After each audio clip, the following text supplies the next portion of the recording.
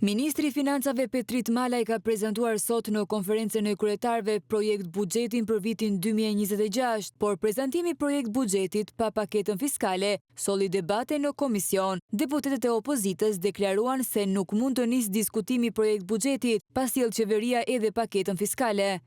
Ka ndodhur 2 herë në këto 12 vite që konferenca e kryetarëve nuk ka pranuar prezantimin e projekt ligjit buxhetit pa ardhur edhe paketa fiskale. Nuk ka buxhet pa paketë fiskale, nuk ka buxhet pa ligje financiare. Projekt buxheti dhe paketa fiskale janë pjesë e një cikli.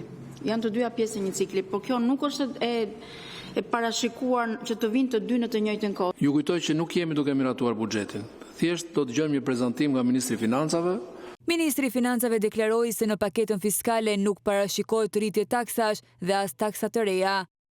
Paketa fiskale aktualisht është në konsultim me grupet e interesit dhe kryesisht me faktorin ndërkombëtar. Nuk presim ndryshime në paketën fiskale, por për procedurë do duhet t'ju përcjellim edhe atyre në mënyrë që të marrim një dritë jeshile për ndryshimet që kemi propozuar. Malaj deklaroi se projekt buxheti i vitit 2026 parashikon edhe rritjen e pensioneve dhe pagave.